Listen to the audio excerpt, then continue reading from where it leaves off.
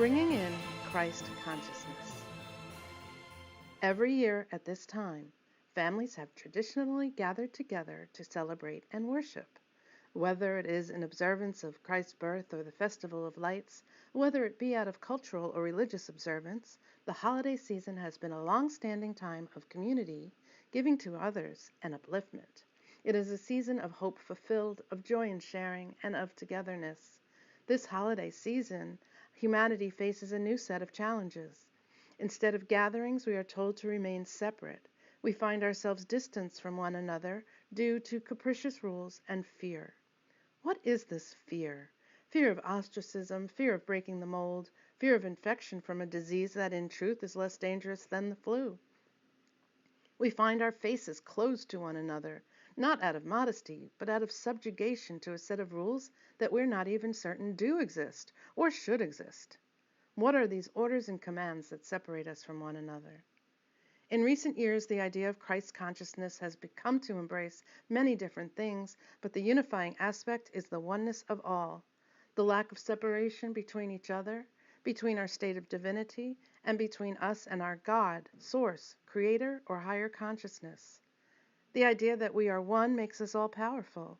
Historically, we lived in communities, in family units, and we were together as one.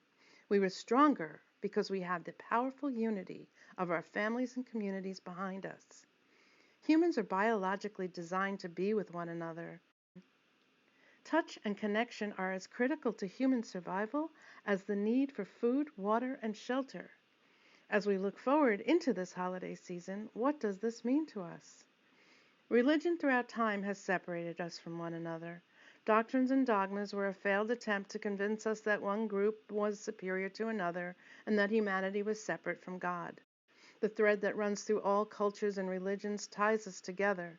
Love one another, help the needy, offer your gifts, embody the sacred. Nothing and no one can hide the truth from humanity forever. We are all so much more alike than we have been led to believe. So what is Christ consciousness really?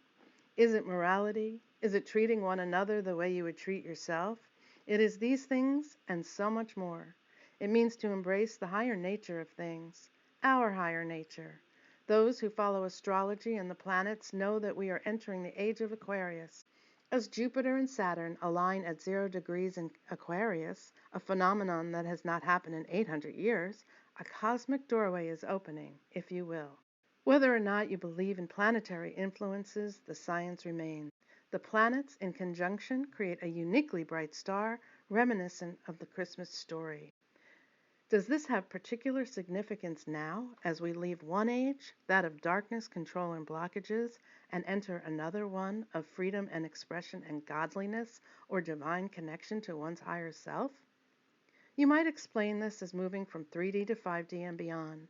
This may be too esoteric or woo-woo for some. If so, let's simply look at the traditional aspect of the meaning of this season and into your purest heart and ask, what can I do to be the highest version of myself?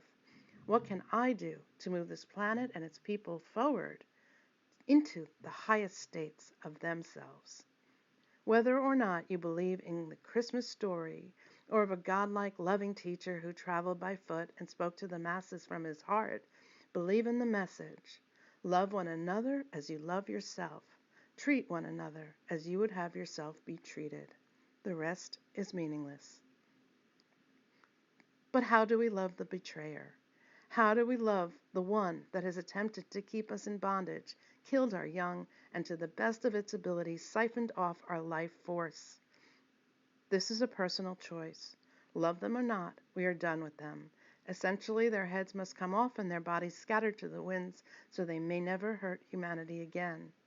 Likewise, we must never forget the lesson of subjugation and what it means to be free. Free to love, free to aspire, free to attain the heights of consciousness and of human interaction. For to be human is to be divine. We are one together. Touch one another. Embrace one another. Discard the masks, figuratively or literally, and stand together as one. With love and eternal blessings this holiday season, we wish you a very Merry Christmas.